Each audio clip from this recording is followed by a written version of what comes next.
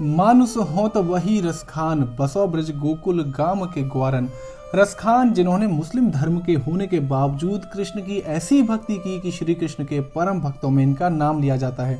तो श्री कृष्ण भक्त रसखान जी को ट्रिब्यूट देने के लिए हमने एक म्यूजिकल प्ले किया, रसखान के बोल।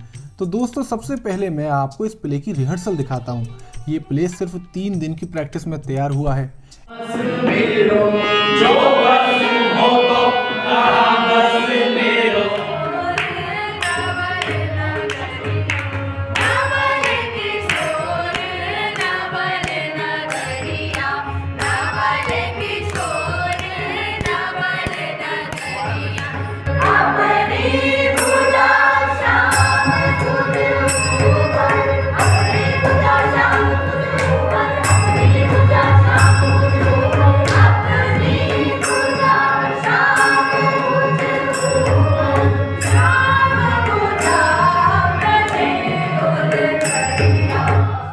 इस प्ले का डायरेक्शन एनएसडी और बीएनए के फॉर्मर और गीता शोध संस्थान वृंदावन के newly appointed director Dinesh Khanna sir ने किया और इसमें म्यूजिक दिया आकाशवाणी के former music composer Rajesh Kumar Sharma ji ने। अच्छा, ब्लॉग में आगे बढ़ने से पहले एक जरूरी इन्फॉर्मेशन, अगर आप ब्रज के कलाकार हैं या फिर ब्रज की कला के बारे में जानते हैं तो आपके लिए एक बड़ी अपॉर्चुनिटी है जो कि ब्लॉग पूरा होने पर आपको पता चल जाएगी। दोस्तों जब हम रसखान की समाधि पर पहुंचे तो वहां हमें एक अलग ही एनर्जी फील हुई जो पॉजिटिव और सुकून देने वाली थी। साथ ही यहाँ ब्रज के कलाकार सुंदर और मनमोहक सांझी बना रहे थे। सांझी वो इकलौती लीला जो श्री राधा रानी जी ने श्री कृष्ण के लिए की। ऐसी मान्यता है कि जब श्री कृष्ण अपने सखाओं के साथ शाम को गाय चराकर लौटते थे तब राधा रानी श्री कृष्ण को रिझाने के लिए उनके स्वागत में सांझी बनाती थी और वही परंपरा आज भी ब्रज में चली आ रही है। कमेंट में बताइएगा कि कौन कौन सांझी लीला के बारे में जानता था और ब्रज में सांझी देखी है। तो यहाँ प्ले से पहले फाइनल रिहर्सल करके लंच करने के बाद हम पहुंच गए तैयार होने। दोस्तों आपको बता दूं कि हमारी कॉस्ट्यूम पर भी प्रॉपर काम किया गया है कि उस समय वैष्णव जन समाजी रसखान क्या पहनते थे, जिसका क्रेडिट खन्ना सर के साथ ऋतु और मानवी मैम को जाता है। तो फाइनली अब आपके सामने प्रस्तुत है नाटक रसखान के बोल। कान्हा सबके सब आओ और जुड़ जाओ, कृष्ण के रंग में रंग जाओ। चलो ब्रज चलो, चलो वृंदावन धाम, वही मिलेंगे कान्हा।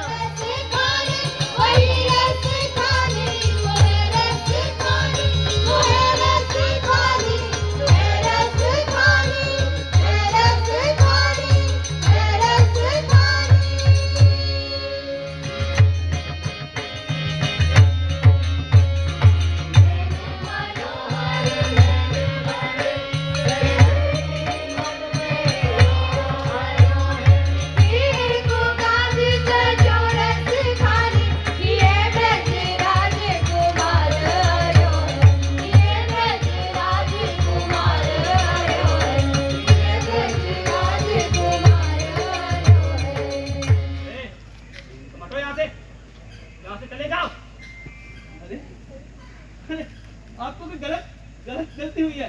आप बात तो समझने की कोशिश कर। मैं कान्हा से मिलने आया हूँ, मुझे कान्हा ने बुलाया है। कान्हा ने बुलाया है? हाँ। अरे क्या पागल जैसी बात करता है, वो तुझे क्यों बुलाने चले? हम तो दिन रात उनकी सेवा में रहते हैं, हमसे तो आज तक वो एक शब्द भी न बोले, तो तूने कहाँ से सुन लिया? अरे वो मेरे भगवान है, मैं उनका दास हूँ। बस एक बार दर्शन करने दो उनके, हरगिज़ नहीं। देखो अब मैं रुके से नहीं रुकूंगा क्योंकि मैं बड़ी दूर से आया हूँ। अच्छा? देखो अब मैं यहीं रहूंगा, इस ब्रज भूमि में रहूंगा, यहीं मरूंगा और यहीं जीऊंगा।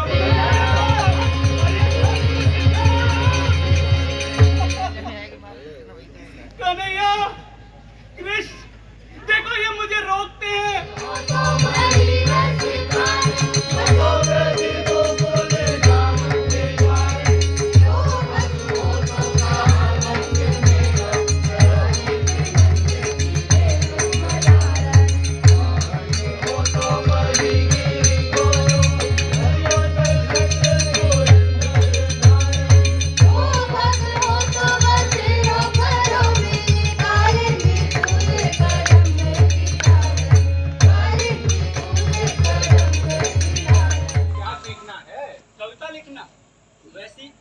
जैसी वो स्वयं लिखते हैं, रस से भरी, कृष्ण रूप से विभोर, ब्रज भूमि के जनमानस की बात।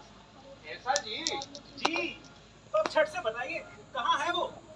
बता देंगे, पर एक शर्त है। अरे उनकी एक सवैया गा के सुना दो तो बता दे कहाँ मिलेंगे। रसखान की सवैया, हालो सुन लो, हालो सुन लो।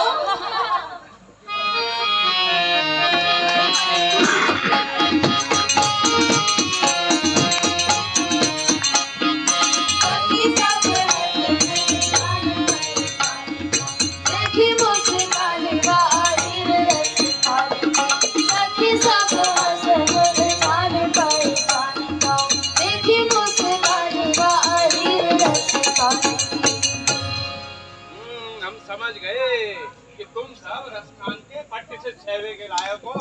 सुनो बिट्टू आओ। हाँ देखो, यहाँ से जाओ सीधे यमुना किनारे, है ना, और वहीं करी कुंजन में बनन में वहीं कहूँ निधवन के नीचे आसन लगाए और काव्य पाठ के बहाने कृष्ण पाठ करते मिल जाएंगे। जाओ चले जाओ। लो सुन लो, ये बताया है रसखान को। रसिक राज रस खान का पूजत कोयल, पूजत कोयल की, पूजत कोयल की, पूजत कोयल की।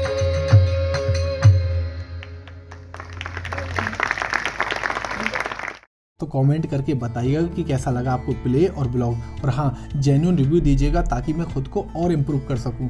अब ब्लॉग के एंड होने से पहले ब्रज के कलाकारों के लिए एक अपॉर्चुनिटी है जिसके बारे में दिनेश खन्ना सर बताएंगे। रसखान के बोल एक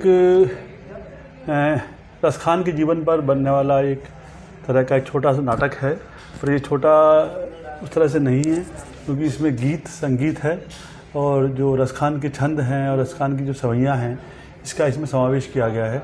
और इसके अंदर मथुरा के, वृंदावन के, कॉलेज के लड़के लड़कियों ने, विद्यालय के लड़के लड़कियों ने इसमें पार्टिसिपेट किया है और यहाँ के स्थानीय मृदंग वादक और संगीत के लोग और हारमोनियम पर और मंजीरे पर, कॉस्ट्यूम पर, ये सभी जो मथुरा वृंदावन में के कलाकार हैं इनको गीता शोध संस्थान और राष्ट्रीय अकादमी के अंतर्गत इकट्ठा किया गया और ऐसा सोचा गया है कि जो महावन में सांझी महोत्सव हो रहा है इसमें अंतिम दिन रसखान पर एक नाटक बनाया जाए, क्योंकि यहाँ पर रसखान की समाधि भी है और उस समाधि के सामने इस प्रस्तुति का होना, इस रसखान के छंदों का गाया जाना, इसका बहुत ही सिग्निफिकेंट महत्व है। ये पता चला कि ये महावन में एक कार्यक्रम हो रहा है तो मैंने सोचा कि क्यों नहीं इसमें रसखान पर एक नाटक बना दिया जाए और मुझे संयोग से कुछ अच्छे लड़के और कुछ अच्छी लड़कियां और कुछ म्यूजिशियन मिल गए तो हम लोगों ने एक आलेख तैयार किया जिसमें रसखान के कवित्व भी हैं, छंद भी हैं और रसखान का जीवन परिचय भी है। ये रसखान जो यहाँ वृंदावन मथुरा के थे भी नहीं, कहीं दूर से आए थे, यूपी से कहीं किसी गांव से आए थे और पीछे कहीं ईरान से उनके वंशज आते हैं, पर उन्होंने कृष्ण को अपनाया, कृष्ण के बहाने वैष्णव धर्म को अपनाया और उसके साथ जुड़ गए। ये जुड़ना जो है ये बहुत बड़ी चीज़ है और इस जुड़ने से उन्होंने जो प्रतिभा थी, काव्य की प्रतिभा, उसको इन्होंने इस नाटक में इसके बहाने से अपना प्रेम वाटिका जैसे काव्य संग्रह लिखा। तो इस नाटक को आज पहला मंचन था, पर हम चाहते हैं भविष्य में इसको और भी मंचन हो, इसलिए इसका अभ्यास चलता रहेगा। और ये जो गीता शोध संस्थान और राष्ट्रीय अकादमी है, इसका उद्देश्य यही है कि यहाँ ब्रज में, मथुरा में, वृंदावन में और पूरे ब्रज क्षेत्र में जो लोक कलाएँ हैं, लोक नाटक है, लोक संगीत है, नृत्य है, गीत है और साथ में जो त्यौहार हैं और जो ब्रज की रौनक है, ब्रज के तरह तरह के उत्सव हैं, उन सब को सबके सामने लाया जाए, उनको, उनके कलाकारों को एक साथ जोड़ा जाए, ये इसका बहुत बड़ा महत्व है। मुख्य रूप से ये है कि ब्रज के जो लोक कलाकार हैं, ब्रज के जो नवयुवक हैं, उनमें जो कला छिपी हुई है, जो कला की वो, उसको एक आधुनिक मंच देना, उनको ऐसा मंच देना जहाँ पर वो अपने कला को सामने ला सकें, यही इस पूरे कार्यक्रम का उद्देश्य है। राष्ट्रीय अकादमी के अंदर बहुत जल्दी ही राष्ट्रलीला पर 1 वर्षीय सर्टिफिकेट कोर्स चलाने की योजना है और उसके अंदर पूरे देश भर में जहाँ कृष्ण का जो कलाएँ हैं, कृष्ण पर जो लोक नाटक और लोक शैलियाँ हैं, जैसे आसाम में अंकीय भावना है, मणिपुर में संकीर्तन है और बंगाल में, उड़ीसा में जो कृष्ण पर लेकर के भक्ति मार्ग के अंदर जो रीतियाँ हैं, कल्चर है, उस सबको भी इसमें जोड़ने की कोशिश करेंगे। मयूरभंज का छऊ का मयूरभंज है, इसको भी लेकर करना चाह रहे हैं। तो कहने का मतलब ये है कि ये एक ऐसा कोर्स होगा जो एक प्रोफेशनल कोर्स है। इसको सीखने के बाद आपको लोक नाटकों का, लोक संगीत का, लोक अभिनय का और हमारा जो भारत का पारंपरिक लोक नाट्य है, पारंपरिक जो शास्त्रीय रंगमंच है, उसकी एक झलक मिलेगी सीखने को लिए।